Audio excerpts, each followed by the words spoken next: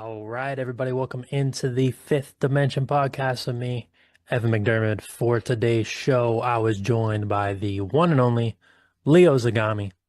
Leo is the author of Confessions of an Illuminati, which is actually a 12-book series, and I don't think there is a series of books or media in general that covers the Illuminati and what it is to its core more than Leo's work.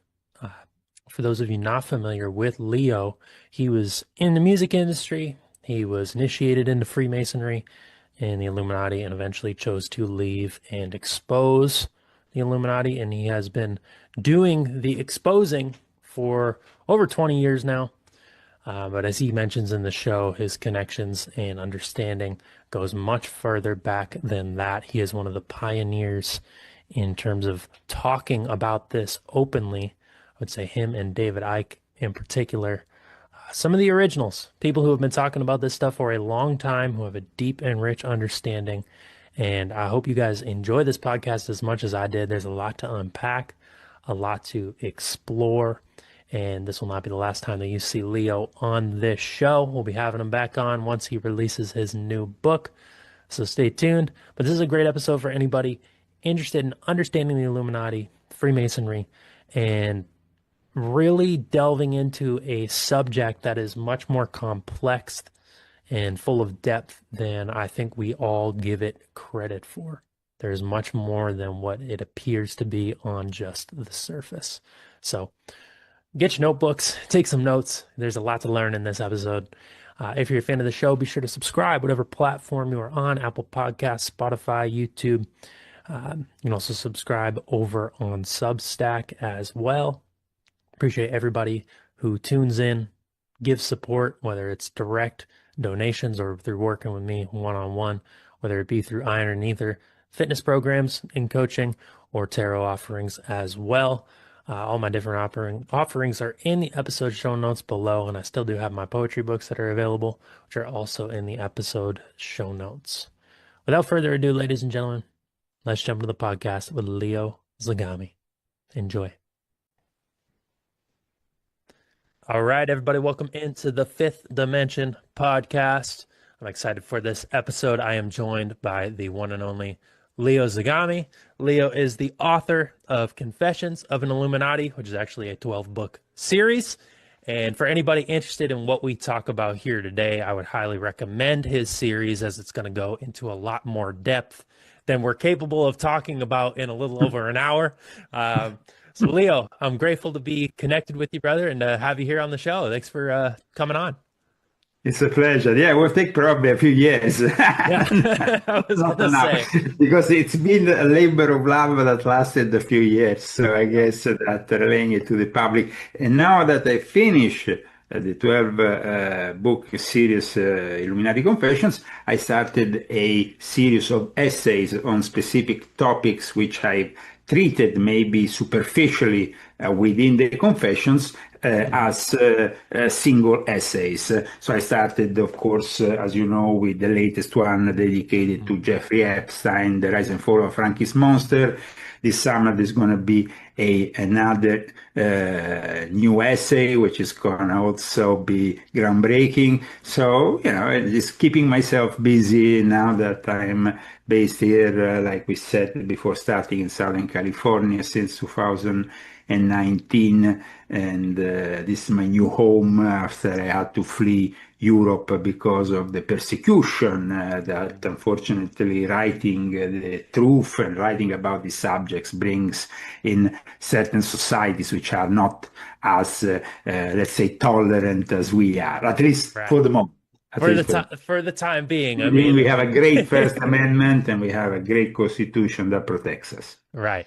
I was gonna say, at the moment, I think we're in the right spot. Down the line, we'll see what happens. Well, we are, I think, in the only spot worldwide where you can actually talk freely your mind. I mean, I've been all over the world, lived all over the world, and I can tell you, I'm a proud American citizen since 2024, and I can tell you that this is the only country that guarantees constitutionally this freedom for us who Hmm. are involved in journalism, in authoring certain books that might be deemed uncomfortable for the powers that be, and that, of course, went after me ferociously after I started publishing and having success with these books.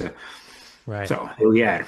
And Leo, you've been writing on this subject. It's almost interesting because if you kind of look at the timeline, I feel like these types of discussions are becoming a little bit more common. There's more people who are open to at Yeah, least that this is. line of thinking. That is the thing, when I started online my Illuminati Confessions, before bringing them in the literary world, starting in Japan in 2009, I started 20 years ago in 2006 with my first blog, suffering the consequences that went with it because I was arrested for espionage, I was persecuted, tortured, and all kinds of things. So it wasn't an easy task. But today, everybody talks very likely about these subjects, like, okay, yes, this, that, Hmm. but they haven't lived them. And Right. that is the difference when you read my books, because I have lived them, sadly, on myself at times with a great sacrifice for me, for my family. As I told you just a moment ago, we had to flee at one point, even my native country of Italy, and I even had to change my citizenship. So it's really important that people realize that this testimony is heartfelt. Hmm. Definitely. And I think anybody who's listened to you or read the books, they can feel that and, they can resonate with the authenticity within it. So, that's why I'm so excited for this show because I know what you're saying is the truth. Like I can feel it, there's something about authenticity that just kind of rings true. Um, do you, based on that timeline and, everybody is kind of a little bit more interested in, I think, subjects like the Illuminati or the New World Order. And as we kind of look at the world, it's becoming more evident like, oh, there is some hidden power structures at play here. One Yeah, I thing, think that the pandemic was that moment in which really the veil was lifted, and people, even the common folk, started to realize that maybe people like me were right all along, or people like David Icke, or people like Alex Jones, and many others who have been, well, many others. We were a bunch of people that we can count maybe on one or maximum two hands 20 years ago. And so I like to give props to my colleagues who actually were there back then. While instead today, people seem to be fascinated with, I don't know, Andy Sowen, for example, who's been on the scene for just a few years, and everybody, ooh, and she makes millions of views. She doesn't have she never suffered the Mhm. consequences of censorship in the way I suffered. I mean, I was, removed 17 channels during the pandemic, for Oh, wow. example, just to give you an example. And after Trump was elected, they gave me back a few, but the main channel had no subscribers anymore. All the videos were erased. And so this means really for me that we have had,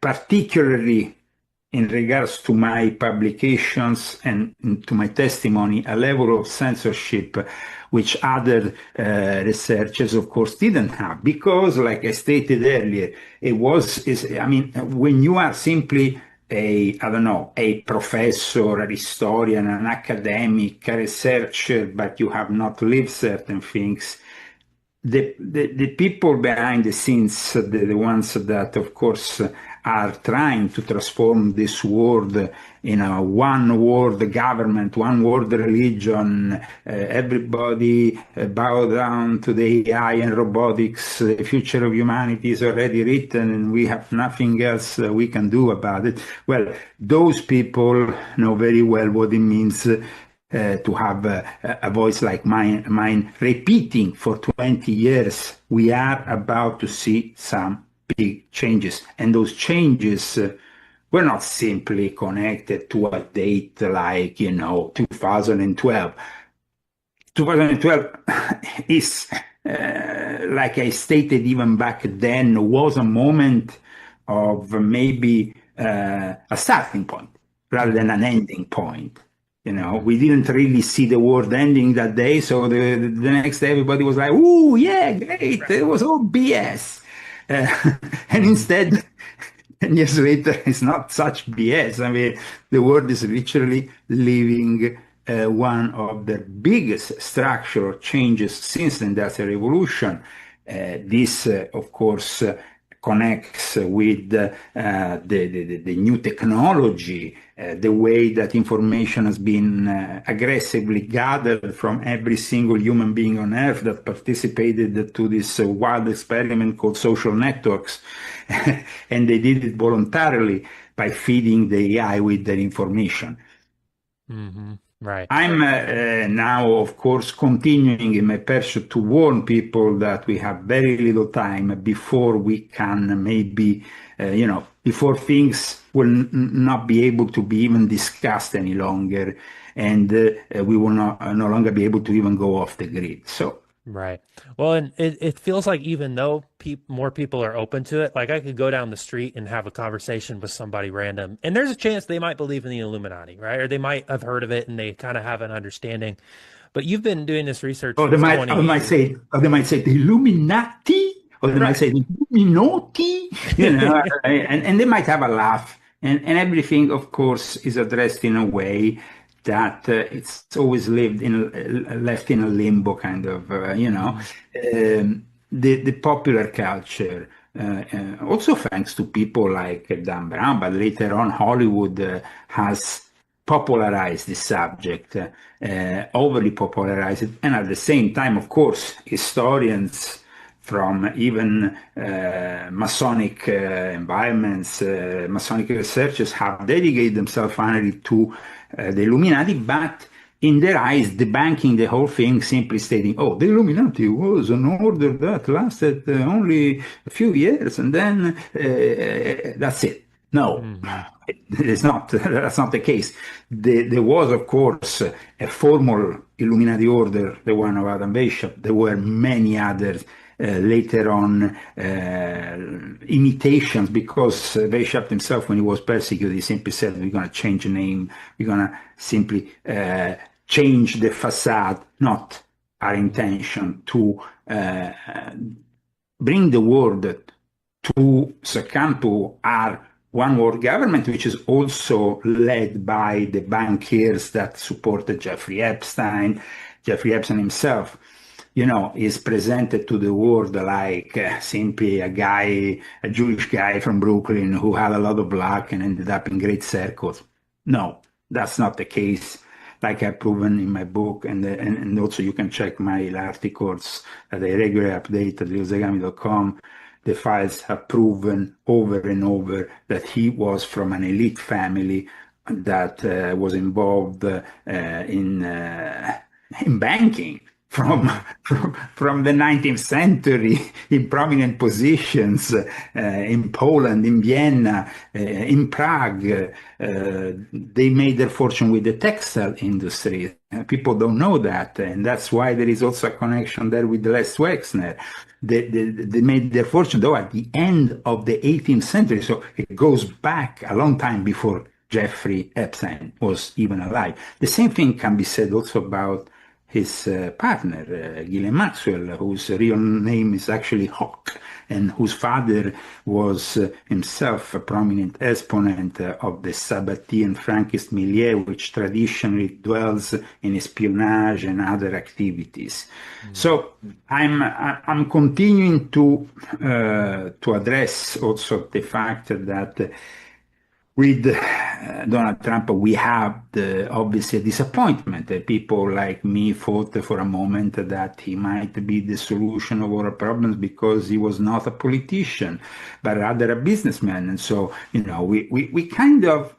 were naive in a way, but we really wanted to believe that the guy who already has billions doesn't want to make more billions. But greed is actually a subject which I know very well, and I tell you why I know this subject very well. Greed is something that was discussed in a black and white movie of a long time ago, a movie that was made by a guy called Erich von Stroheim. It came out in 1924. People don't know this of me. I rarely talk about this. I might have actually talked about it in Volume 8 of my Confessions, which is dedicated to the entertainment world. So also touching on my experiences in the music business, or rather also in the cinema business, which was connected to my late grandmother. But the thing is that in the early 90s, in 1993 to be exact, 93, I think, yeah, 93. I was the first record producer and DJ who made music for a black and white movie from the 1920s. In this case, it was Greed, this American silent psychological drama of Erich von Stroheim. Today, we have a lot of electronic artists, even colleagues which I know very well, like Jeff Mills, who did Metropolis, and others who then have done the same thing. So, because these are black and white movies with no, I mean, they didn't have, they were silent movies, so they can be, it's a little bit like a painting without really a finish, colored, or more, a painting which is left incomplete, and you can complete it in a way, as an artist. And with a group of excellent musicians at the time, we did this at the Palazzo delle Esposizioni of Rome, which is a museum. And it was then relayed here in Los Angeles soon after. So it was an event back in those days. Of course, it's long forgotten. Maybe there is some little traces of it on the internet. But my collaboration was because I believed that the subject touched in that movie, greed, is still a subject of that never gets old. Right. Apart from the fact it was also shot in a place which I've passed many times, Death Valley, which I regard as a very important location here, as you know, in Eastern California. And so the fact that people with greed lose their, it's like they go after something so much, and in the end, they get sucked up by that negative side of it. So it's like, I remember when I had to make the music for it was like 2.5 hours music, and it's like a silent movie. And I was in my early 20s, so it was initially I thought, geez, man, this is so boring. But then I realized that it is important as a subject, and it's always going to be relevant. The fact that the people simply don't get that greed is not something it's not something that you can avoid if for the pure-hearted. Those are the ones who can maybe avoid the imminent problems that happen after you go after money and power so much. And I'm sure that one day, probably closer to the end of his life, Trump is probably going to realize that. I would hope so. I'd like to think he would realize it now, but I don't think that's going to be the case. And with going back to Epstein, right? For me, when I look at that, it felt like an opportunity for the public to kind of really see beyond the veil, like you mentioned, and see what's taking place. But kind of seeing the outcome of it, it almost feels like it was a missed opportunity, because people have this idea, all right, we know Jeffrey Epstein and maybe there's a global power structure. But to me, it feels like maybe with the Illuminati and with Epstein, people just have a very surface level definition or idea on what it is. Is it that they don't see the whole web or the whole sphere of influence, or kind of understand how all of these whether different organizations or politicians or all these different fronts in the entertainment industry, do they not see how they all interconnect? Like, did we just, because I don't know if there's going to be another Epstein type of revelation that comes out that gives people really a behind the scenes look and says, "Hey, it's right in your face. People can go into the Epstein files and read all about what's taking place, and they still don't seem to see the bigger picture, at least on Yeah, no, paper." the thing is that we have not even seen the entirety of the Epstein files. Hmm. There's That's true. probably a bunch of them that are still, of course, kept under closed doors. I mean, we also had the admission that Epstein himself hid in various places, his own documents, videos, and so on. We never really have the clarity that we should, because it involves such powerful people, people that are behind the political theater of Washington, the people who finance that political theater. Democracy is limited by the fact that you change every 4 years. You change, you change, you change. And so that change guarantees the elite Hmm. can just use them as actors in a constant movie that is fed to the masses. This is really what it's all about. So the tragedy of the ending of Jeffrey Epstein, who I believe was suicided, so was killed. Then other people, of course, say he might be living in I don't know where, and that is, of course, part of the myth, but we don't have any confirmation in one or the other direction, because simply they, of course, will never reveal if he was killed. The responsibility goes directly to the president of the United States, the DOJ of that time, who himself was involved through his father with Jeffrey Epstein. So there is all this incestuous relationship between people of power, and then you see their greed. And so in the end, they are like King Charles, who was offered the possibility to maybe see the victims, send a message of hope to these victims because of the terrible things his brother did. But that didn't happen, and probably will never happen. The excuse, of course, for legal reasons, blah, blah, blah.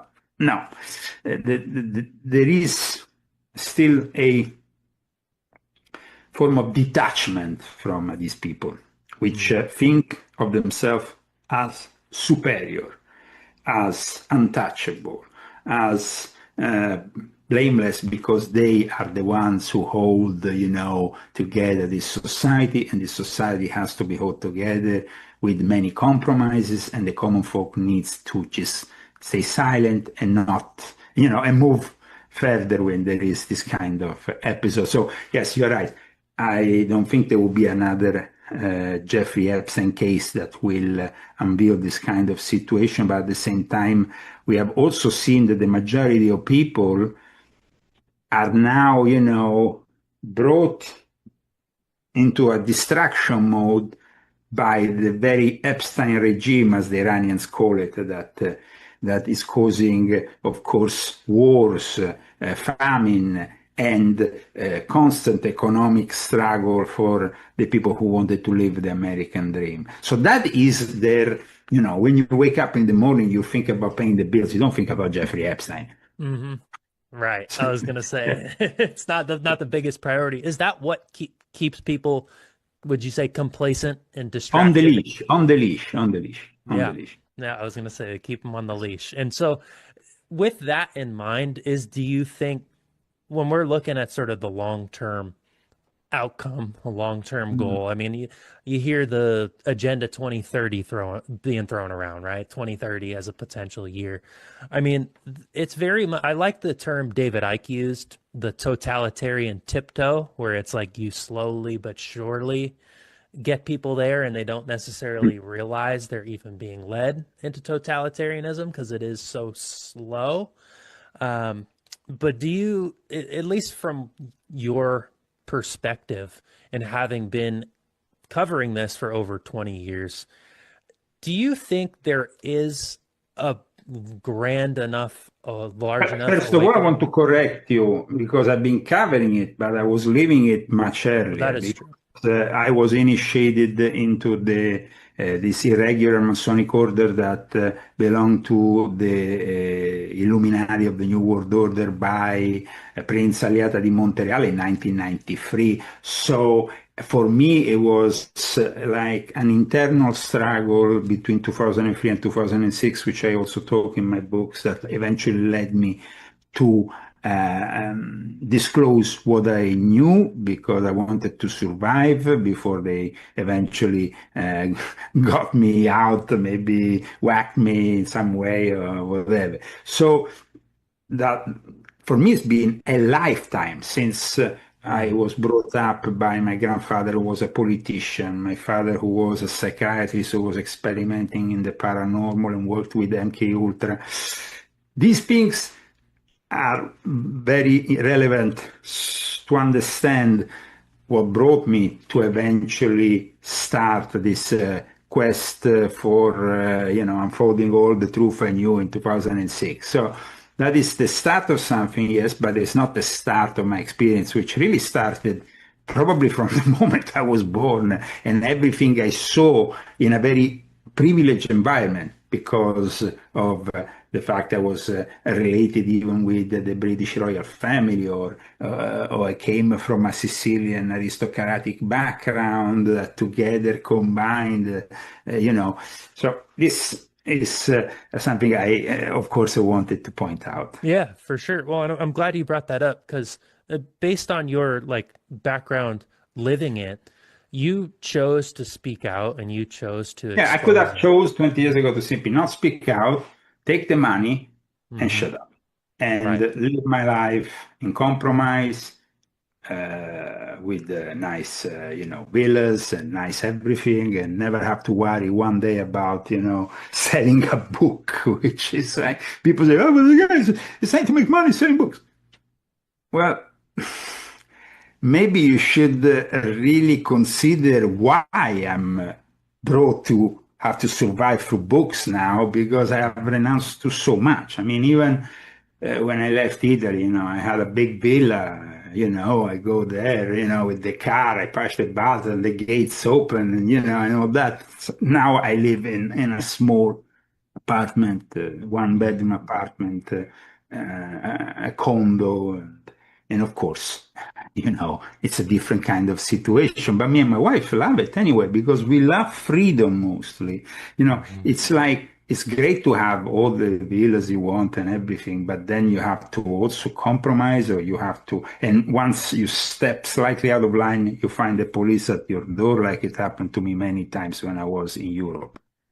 Right. Well, would you say that the majority of the people involved, like let's say in Freemasonry, at what level do they Now, have? Freemasonry, I mean, it's today relevant up to a certain extent because we are no longer in the golden age of fraternities.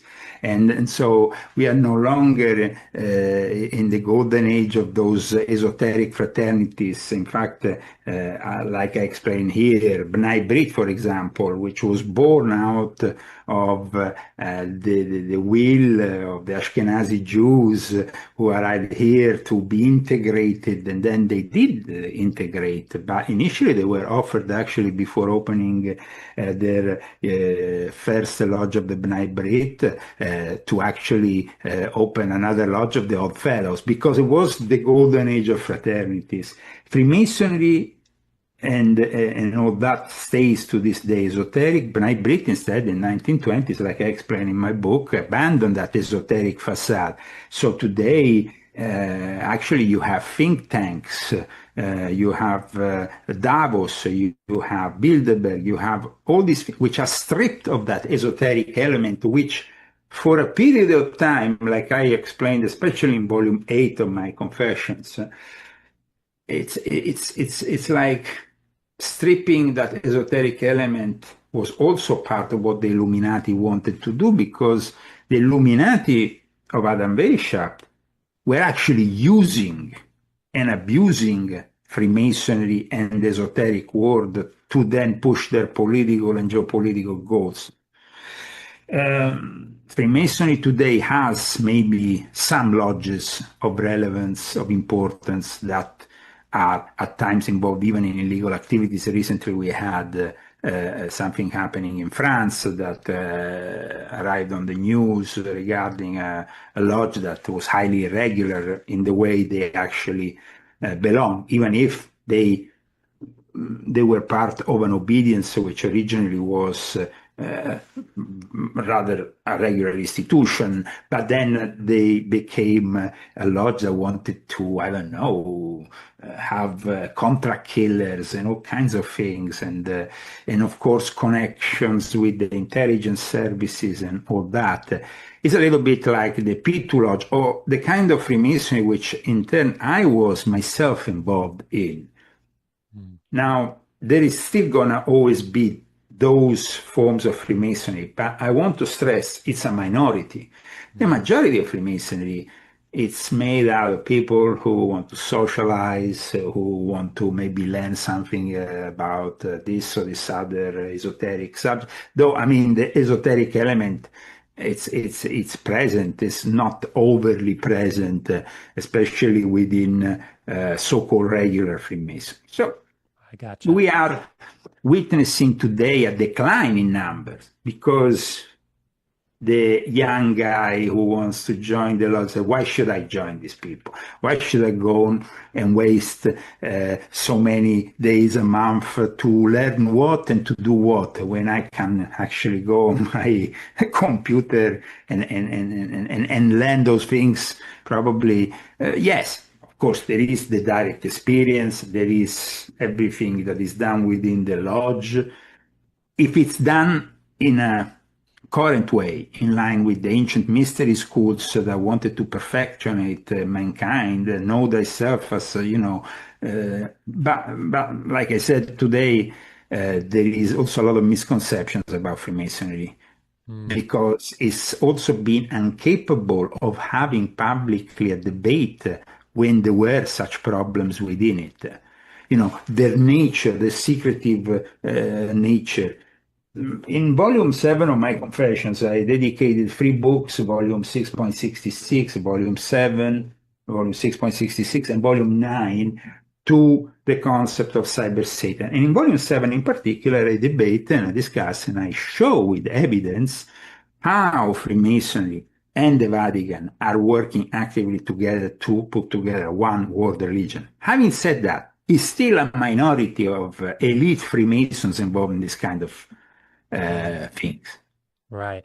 And You're it's not, you're not gonna find the sheriff of a town of in South Dakota that is a Freemason and maybe has even gone through certain degrees, but right.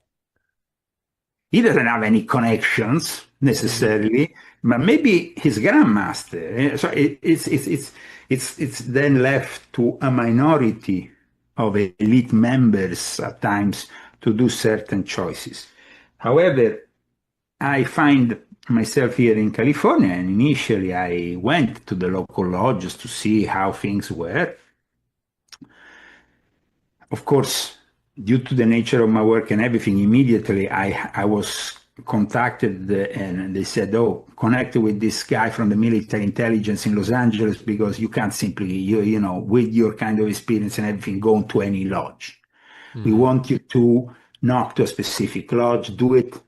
Actually, they even gave me a secret password. But at the end, I was like, I just, I wanted to simply actually go to a lodge because here I was new, I didn't know people. I thought maybe it would be a social thing. But of course, due to the nature of what I've been doing for many years, for them, I was immediately, voted out of certain lodges locally, even without my knowledge. Oh, wow. Usually you have to, knock on the door of the lodge, and then they vote internally if accepting you or not. they, as soon as they knew I was in the area, the local lodges, they were simply saying, "Oh, no, no, no, we don't want this guy. Vote him out, vote him out, vote him out. Don't have him." And it's sad, but I mean, it's sad because people like me who are free-minded, who have knowledge, I for many years I was a member of, now it doesn't exist any longer, but it was a very important research group, the Canterbury Masonic Research Center in London, under the Marquis of Northampton. And I had a lot of, as an historian of Freemasonry, a lot of experience, which still, in fact, is recognized by some Masonic historians, even here in the United States, who are in contact with me. But, it's of course, maybe too much for these people to have, in a simple, regular lodge, a guy like me. They would be like, what is Zagami doing here? What do you... Right. you know? Right. It's almost like there's a social consequence to doing the work that you're doing.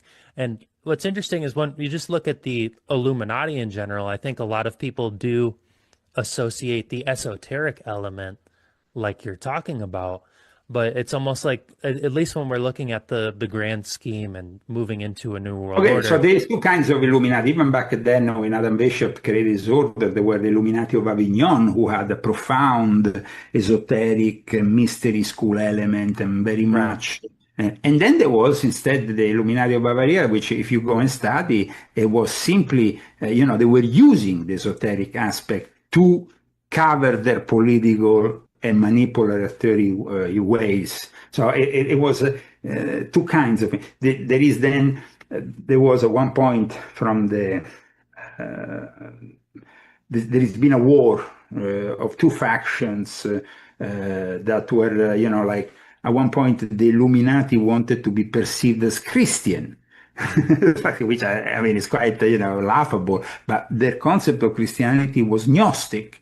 So that happened in Bishop's Illuminati, but also happened with the establishment of Martinism, of Claude de Saint Martin, or earlier Martinezism, which had this Christian elements, esoteric. And then, of course, with the Theosophical Society was established in 1875. Things changed because then there was this Oriental element that was kind of coming in, which took 1 century to fully manifest. And then, of course, in the 1960s, everybody had a guru and everybody was dancing around naked and everybody was saying a Shanti there and here, Om, this and that. And everybody seemed to have been activated by a century of Theosophical Society. Which also had a very heavy influence on modern Satanism, as I explain in my books.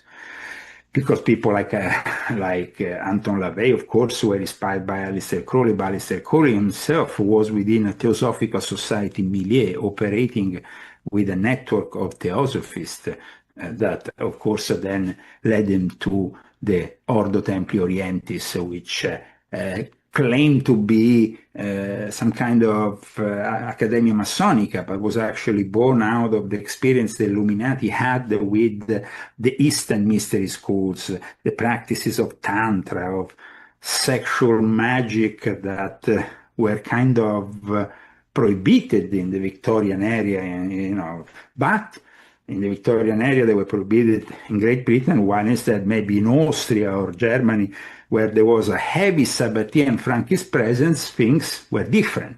Because let's not forget that we cited Jeffrey Epstein, but we didn't cite his connection with the Sabbatean Frankist cult, which is an heretical movement within Judaism, which had a tremendous influence within Judaism.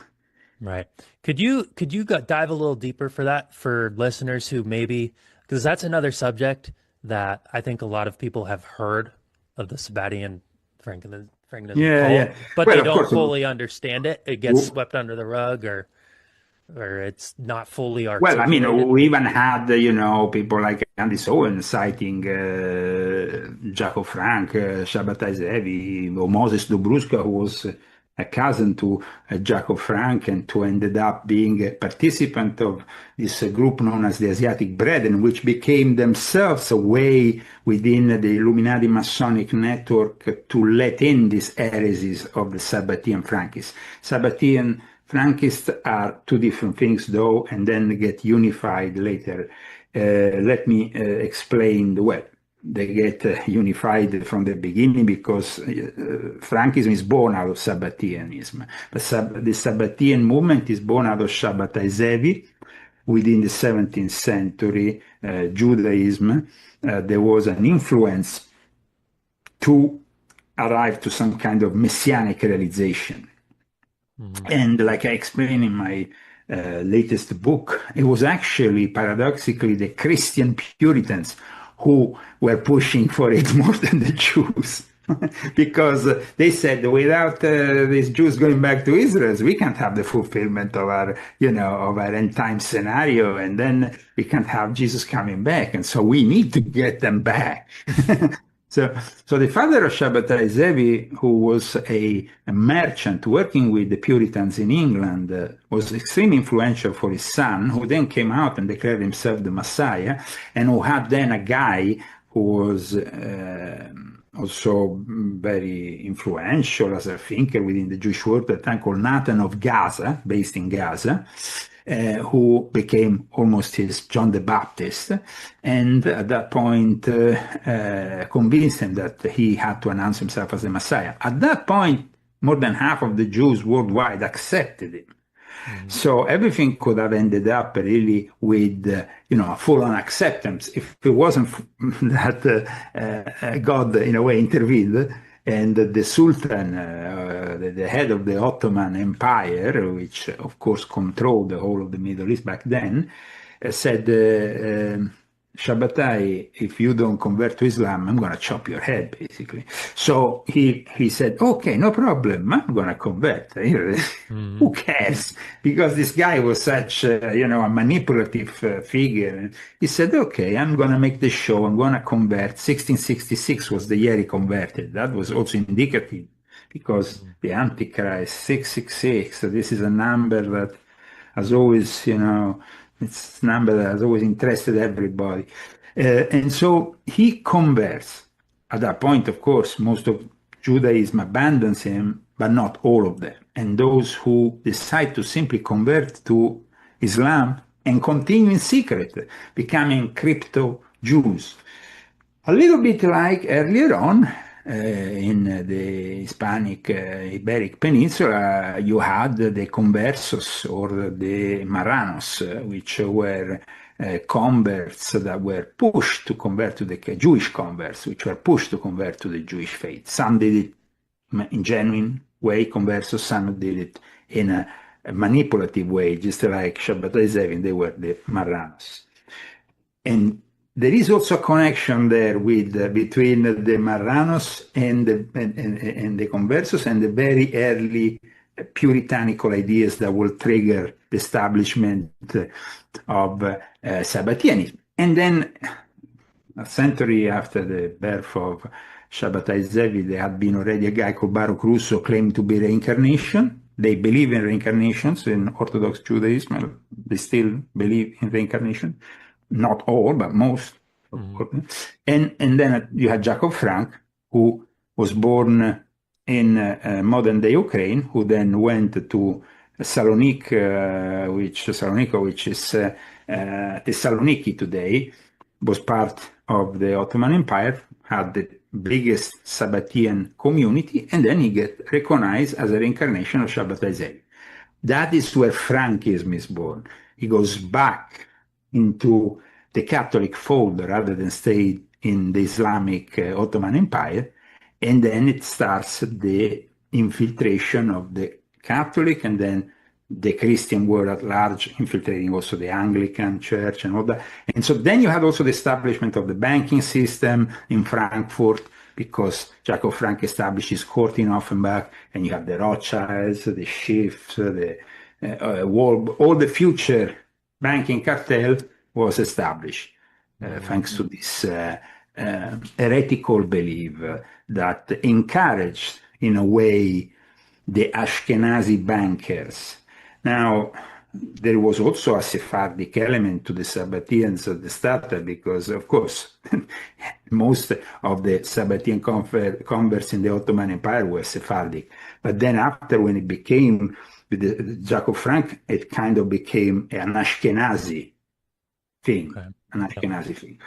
So this is just to describe this phenomenon, which has then influenced the secret society world, because from Eliphas Levi, who is considered the inventor of the word occultism, he was actually, nobody knows, but I have brought plenty of hard evidence of his mentorship by the Sabbatean Frankists, by a specific Polish Sabbatean Frankists, because Poland became the epicenter, and then Vienna and Austria became also the epicenter. Okay. That's why the Illuminati, when they were closed down officially, attempted to reopen through a guy who was connected with the Sabbatean Frank, who was Theodor Royce, who eventually then will charter Aleister Crowley. I mean, it's all interconnected, very complex, a bunch of names, 12 volumes of my confessions, because it's like an encyclopedia going through, centuries of knowledge and of manipulation of religious knowledge. Right. Well, aside from political, the political is like the puppets, So, it's like, the puppets that comes out and says, oh, I'm going to do this, or I'm going to do that. But it's a puppet, Then after 10 years, nobody, the guy is retired. He's given maybe a lot of money to retire, or he, of course, takes a great position as a CEO of this or this other company as a reward by the swamp that seems to be simply there, and there is no way of draining the swamp. Right. We were, like I said earlier, eluding ourselves, but it's not going to happen again. We're not going to have another Trump that's going to tell we got to do that, because it's not going to be credible anymore. Right. Anybody that comes out today with the same narrative that made Trump who is Trump today, it's not believable. Because Trump is not believable, and neither anybody that will do the same thing in the future. However, Trump is also consolidating himself as a sort of messianic figure, because he is backed by the Chabad Lubavitch movement, which is part of the Sabbatean Frankist infiltration.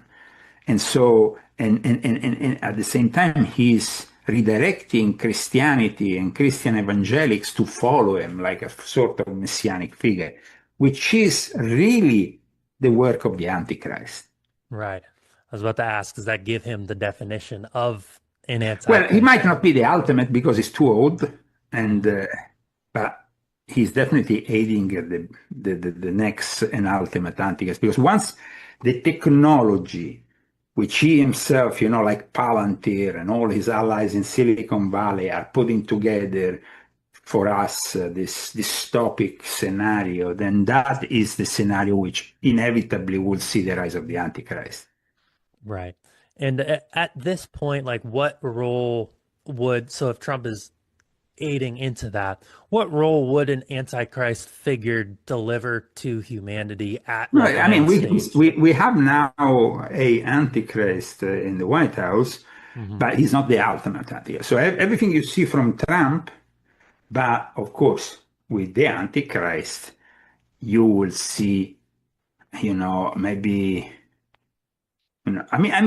Trump wants to be the ultimate Antichrist, but it's a question. It's a question that is due to his, to his being old, that doesn't permit him to, we have Jared Kushner, of course, within his fold, which is definitely a candidate, and who definitely goes around the world doing things that he doesn't have any,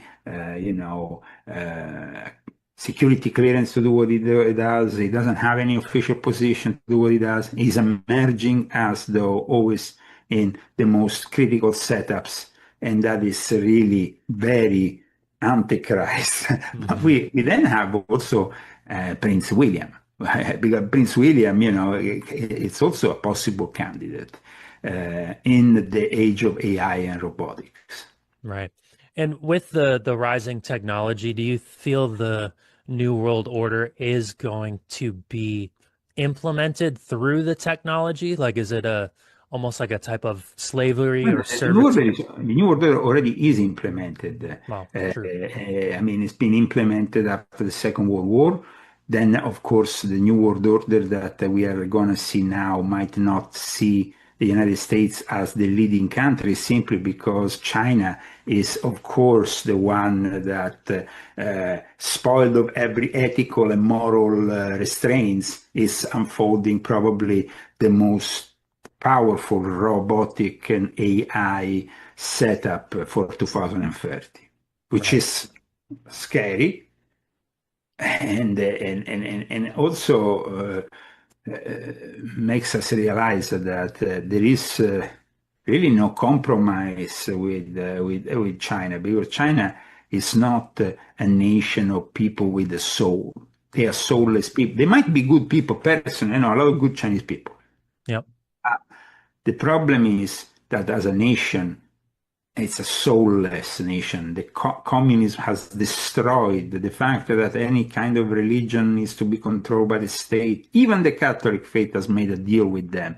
And in the fall of 2018. I talk about it in my last installment of my Confessions. There is a whole chapter about, how McCarrick also was involved, Nancy Pelosi, all these people involved with China, and what happened in the fall of 2018 revolutionized forever the Catholic faith in that country, because they had an underground form of Catholicism which was still genuine, and then there was this state built Catholicism since the 1950s. And in the end, the Vatican goes and recognizes not the underground one like the past popes did, but rather the state built bishops, which were, I don't know, I mean, their lineage has never been challenged. But if you are a theologian, it's very simple. To be a bishop, you need to have a line, episcopal line that comes from St. Peter. They Hmm. have it from what? Mao Zedong, Karl Marx. It's just heresy at the worst level. But that is really what is happening here, because people forget, but the Jesuits have been in China for almost 500 years, and they have been hand in hand with the Chinese, working even in establishing places like Shanghai as a global ports of relevance. Hmm. Right. And with that in mind, to me, when you look at the bigger picture, it doesn't feel like there's a political solution to the actual issue of this type of takeover. Because you're right. I've always said that we already have a one world government. It just operates behind the scenes, right? I mean, that's kind of, you have nations like the US and China. And, when you look at the back door, through the back door, they're all kind of working together towards a similar goal. There's much more of a unified front than I think people realize. It's kind of an illusion that we do have these nation states in place. Obviously, you and I have more freedom to speak our mind here in the United States versus somewhere like China. So there are levels of individual differences within each There country. are still levels because we still retain a sovereignty, but of course, in a one world government scenario, that sovereignty is non existent. Now, we saw for a brief time during the pandemic when they tried, of course, to eliminate that sovereignty. And, at that point, you will see how the United Nations and, of course, the World Health Organizations acted in a completely criminal way, in defiance of every local law, and Hmm. they will intervene. And unfortunately, the heads of states of most states in the world gave them that power, and, Hmm. and, and it ruined the economy of entire countries. Right. Uh, you have the rare cases whereby you have maybe Sweden that instead saw the whole thing as an exaggeration and left their citizens to freely move and behave normally, which was like, an oasis in Europe, because the rest of Europe was like in Italy, you had to write where you were going. When I heard about that, I was so happy to not no longer be in Europe or in Italy, because I would have been probably eliminated very soon. I actually still have ongoing court cases because during the pandemic they tried even to get through Interpol America to to intervene against me. But of course, in Washington they told them here, we protect the privacy of our citizens, and of course we protect the freedom of speech. So the guy is a journalist. He's not, he's not somebody who has murdered anybody. So you will not be able to. To do what you want against him. But they tried in every way possible to silence me, especially because I do a podcast also in Italian, which is very full still. And especially during the pandemic, I was the only one who was saying certain things because the police couldn't break through my door like they did when I was living in Italy. They couldn't, come there and threaten me. So it made it really for them very difficult. Right. I was occasionally interviewed on the national radio there, but then when they realized that I was like, a free mind that was not obeying with their senseless laws, then they never really had the courage to even have me on again. Right. Right. Do you feel that with the direction we're moving, there is a way within the United States, for example, to still preserve like the Constitution and the freedom of speech? Or do you think I definitely think that we have the First and the Second Amendment, and these two amendments are completely interconnected. We know that the second is about protecting from eventual tyrants, ourselves, and that's why we need to have weapons. That is something that no other nation has in the Western world, and that's why they are succumbing to tyrants. The first thing that Mao Zedong did when he arrived to power in China was to take away all the weapons. So that's it.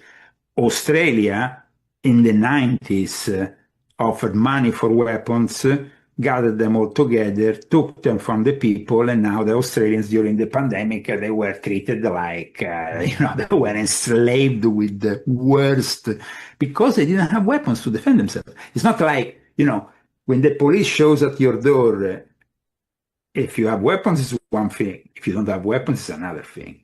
Yeah. Yeah. Exactly. I was going to say in South Dakota, we just assume everybody is carrying underneath, because it's constitutional carry. You don't have to reveal it. You can open carry. So, and if anything, it prevents a lot of trouble that you see in certain environments, like in the cities or like in, where you have gang violence. Yeah, these cities, because they are traditionally in the hands of the left, and with these very draconian laws on guns, they reflect a little bit what goes on in Europe, where in the end, the people who have, for example, in Italy, the only ones with weapons are either the mafiosi or either the police forces. Yeah. And the normal citizen doesn't have anything. So then, the police, if they know that you are a mafiosi, will not dare to even knock at your door without, of course, they will break in if they are arresting you, but they will come in with, I don't know, special forces and stuff. Instead, when the ordinary policeman, which regularly harasses people in Italy, it's not like here. You get stopped in the street by the police without no reason, simply for a check. You get stopped with your car simply for a check.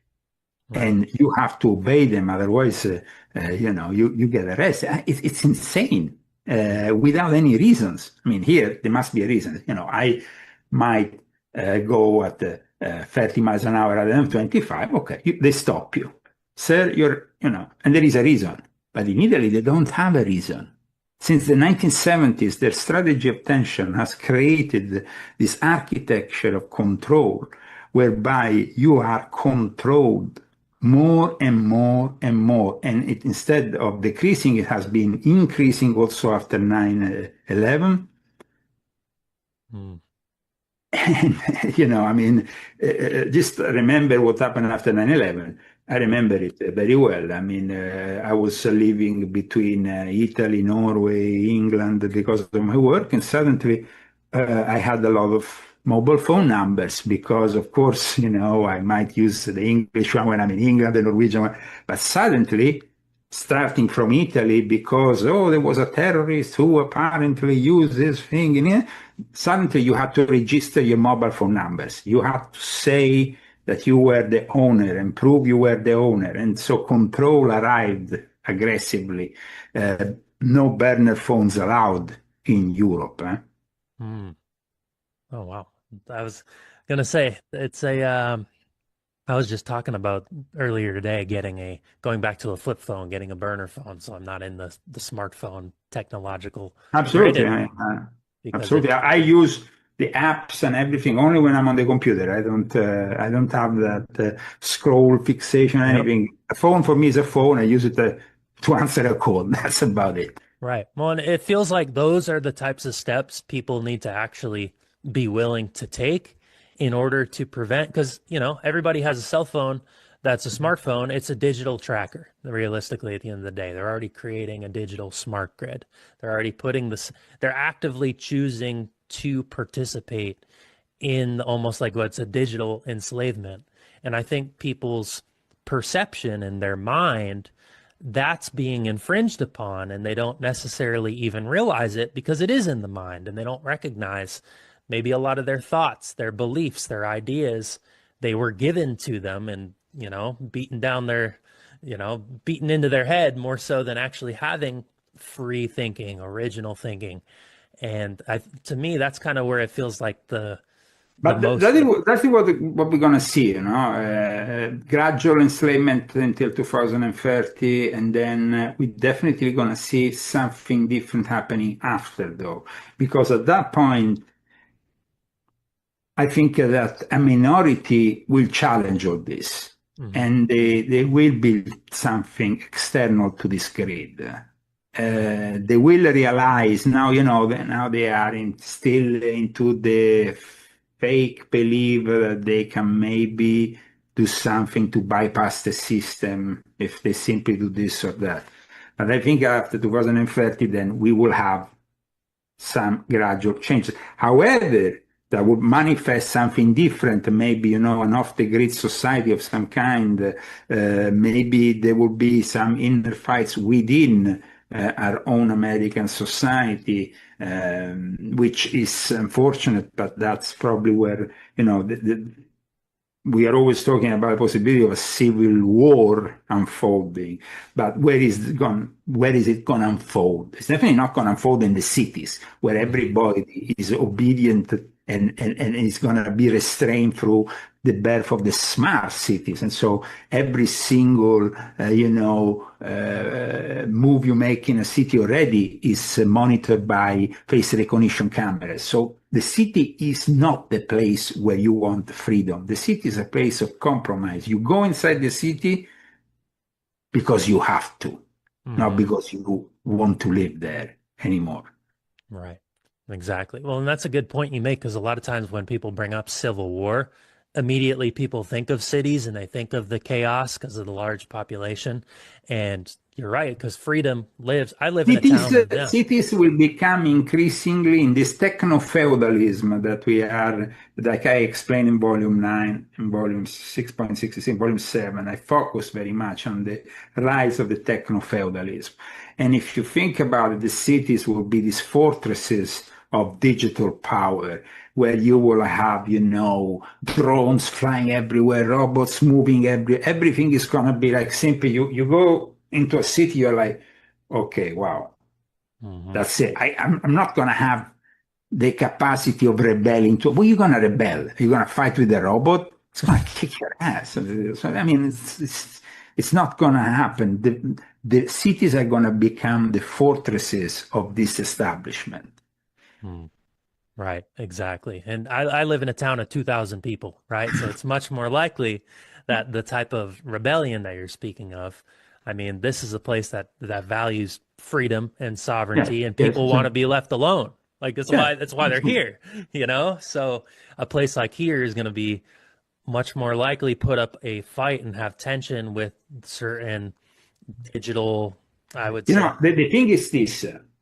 The establishment, the elite, which I've been denouncing for 20 years now, after coming out of, after I was working for them, I came out of it and I started to denounce them. And for 20 years, I've been saying these things. But of course, I also understand that the modern updates to technology that we couldn't even imagine 20 years ago, it's unfolding this whole thing in an even more, I mean, even George Orwell would have been like, okay, that's not what I figured that might happen because it's just beyond, anything that could be comprehended at the time of George Orwell.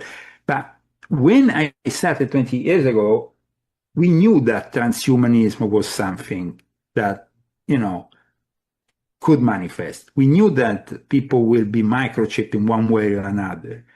Nowadays they say, oh, but we haven't been microchipped. Yeah, but you carry on your smartphone wherever you go, idiot. So it doesn't make a difference, I mean, in 10 years from now, though, maximum 15, nobody will have a smartphone anymore because you're going to be simply dealing with the AI, and probably a lot of people will at that point have that element inserted in the body. And that's it. We're going to have two types of human beings.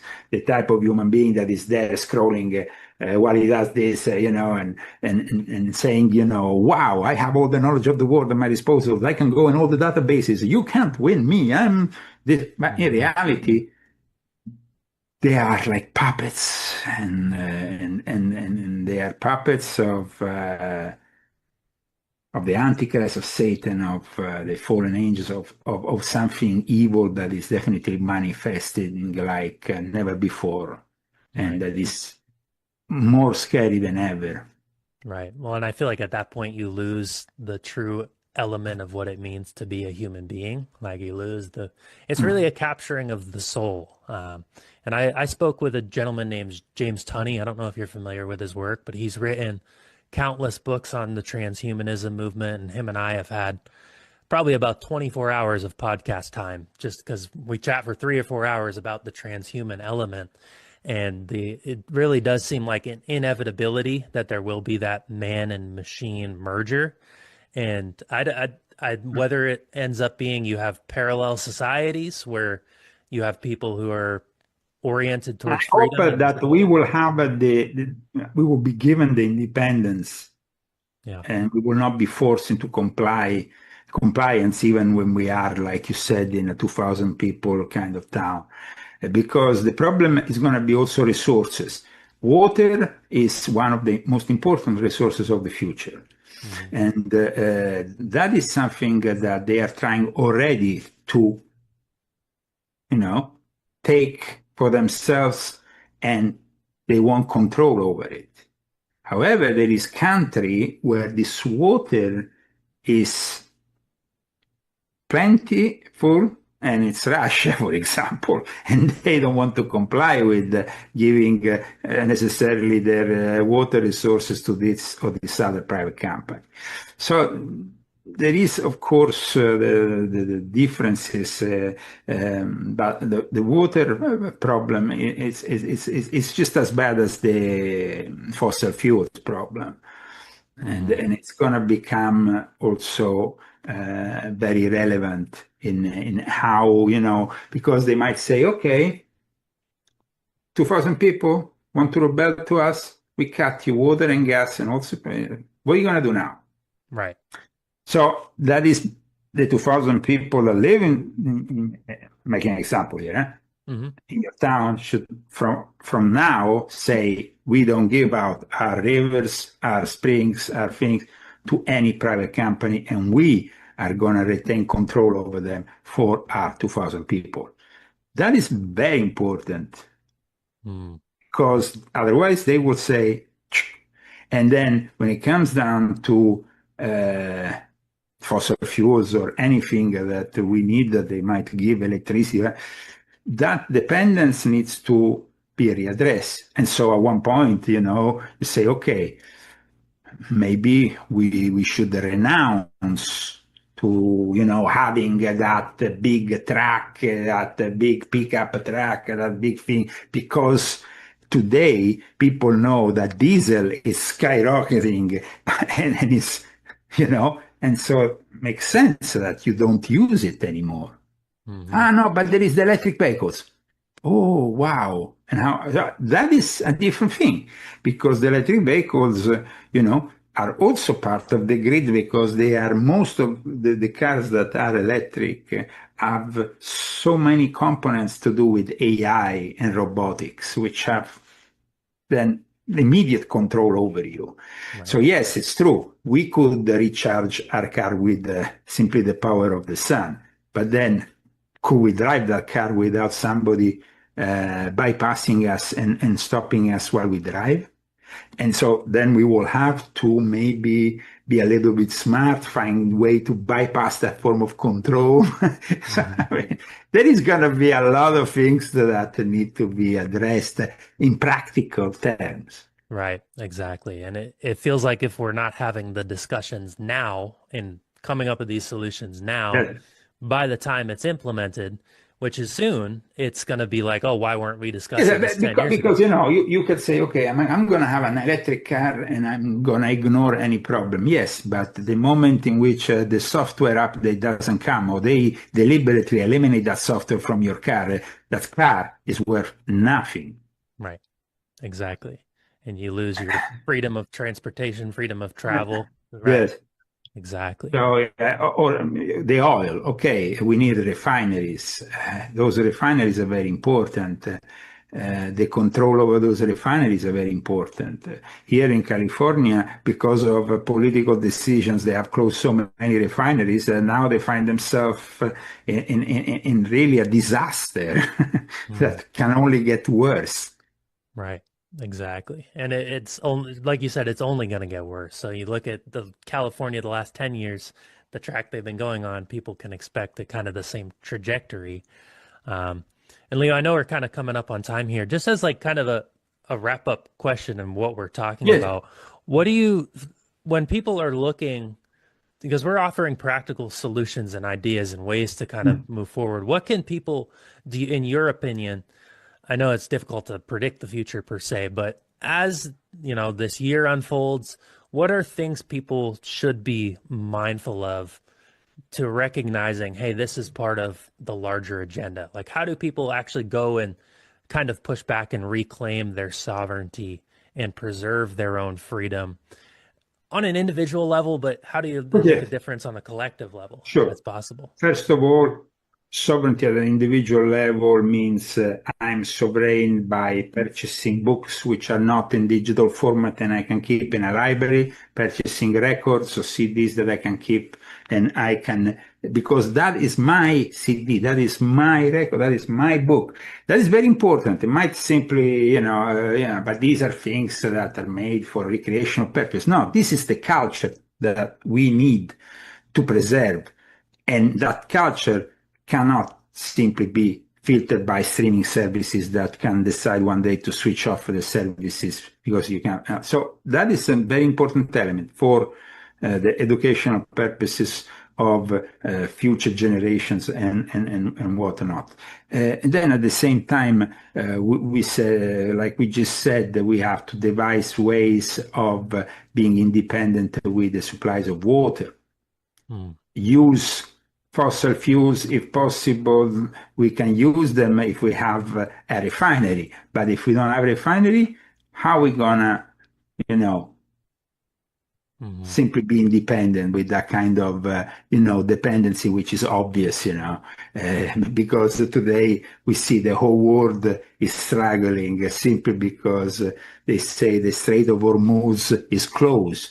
And that becomes another excuse for the Great Reset unfolding even further.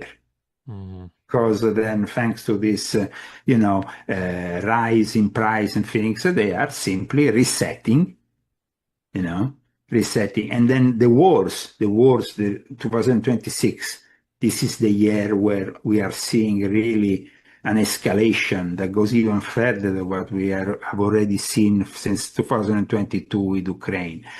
So wars, the possibility maybe that in the future we're not going to have this great mobility, because if there is no fuel for the airplanes now, Europe, for example, this summer might have half of the flights. Wow. But we need to get used to that. We need to go back to the mind of a great grandfather who were not there thinking, oh, tomorrow morning I want to go and have, I want to go there in Taiwan. I want to go on the beach in Thailand, or I want to go in India. No, you're going to have to understand that moving like we were used in the last few decades is not going to be so realistic anymore. Right. And so, that construction around you of a microcosm of certainties is much more important and relevant than the macrocosm of uncertainties. Oh, well, I've connected with this guy over there, with this other guy over there, and we have friends all over the world. I want to see them. I want to do this. I want to do that. I want to sell my product to this or this other country. I think you should address more the microcosm of your community rather than thinking more about globalization, which inevitably is connected to the unfolding of more and more control. Right. Definitely. Yeah. And the greed of those people like that are behind the scenes, like Elon Musk or the Jeff Bezos or the others that are simply becoming richer and richer and richer, or the ones that like Trump are using politics to make themselves rich rather than making America great again. America is being unfortunately robbed of their future and of their American dream. And that is sad, but we have to realize that's the new norm. And once you have removed maybe this president and you have another president or another political party in power, things are not going to change, because the technology that is in place today simply it's driving a change that is bigger than any political decision or choice. And it's facilitating that escalation, that rise of the Antichrist that eventually will dominate. Of course, religiously speaking, these are great times, because behind all these uncertainties and behind all these turmoils, these wars and rumors of wars, we have the promise of something better that might manifest. And so we also have that element of hope that we should always keep in mind in these times of great challenge. So thank you so much for having me today and for this great chat. I will, of course, send you probably in a month or so just the topics of my new book, which is very relevant, completely different topic from what we have discussed today, but still very relevant. And then, we might unfold it once again for your audience. And thank you so much for having me on. I'd love to, Leo. I look forward to that chat. And like I said, I'll have this out. I'm quick with the turnaround, so this will be out in a few days. And Leo, what just for any of the listeners, where can they find your work, or where can they find your books if they listen? LeoZagami.com, www.leozagami.com. LeoZagami.com is the website which I update regularly with my latest articles, which are usually based on my various books. You can find also the links to my latest books at leozagami.com. So just go on leozagami.com. You will also find the link to my podcast, which I conduct regularly every week. Even if the censorship and the shadow ban goes on, I try. Yep. I know that for somebody who has been in this game for a long time, I should have millions of subscribers, millions of viewers. But remember that that is not possible when you are really challenging the system. 10 years Yep. ago, they started to eliminate my videos, and just like they did with Alex Jones, they removed a bunch of stuff from from the internet that probably is lost forever. But at the same time, now I'm still present, and hopefully I will be still doing my books, which, like the Latins used to say, scripta manent, verba volant, which means the writing stays. The words Mm. might, I was gonna might say. just simply, but the words that you write stay, and that writing for me is relevant, and it's the best way of also digging deeper in the subjects we have discussed today. Because, like we said before, it will take probably so long to simply dig on one in this book and go into the detail of them. Hmm. But people, should take their time out of the day to read and study. Yes. All I, books are good because books gives us the possibility of developing then our own choices, whatever they absolutely. might be. I hope they're good. Absolutely. I agree with you. And I'll have your website linked in the episode show notes below so everybody listening can just scroll on down, click it, and I would highly encourage get the books because the words are forever, like you were saying, and I very much resonate Yeah, with that the, concept. the writings are there to stay, and it's a testimony of the times we are living, as much as all these hidden elements that, generally speaking, the academic world has been ignoring. Because, of course, when you are a university and you finance by this or this other guy or this other institution, either religious or non religious, you have always a commitment to the people who permit you to be there. Right. And so that's why the academic world has ignored a lot of the elements of great interest, which I outline in my books. But in my books, you're not going to simply find speculation or, theories or hypotheses. You're going to find names, you're going to find the dates, you're going to find ways of also furthering your own studies, because I always include, with all these citations, a way for you to commit to your own further studies, which is Right. also very relevant and important. So you then can decide and make your mind up on these subjects. Right. Which is what's most important, I think, for all of the listeners, for all of us. So, Yeah, Leo, I appreciate your time. I appreciate you coming on the show, and I look forward to getting to chat in the very near future and for your next book to come on out. So, take thank you for care. coming All the on, my best. friend. God I bless America and the rest of the world. absolutely.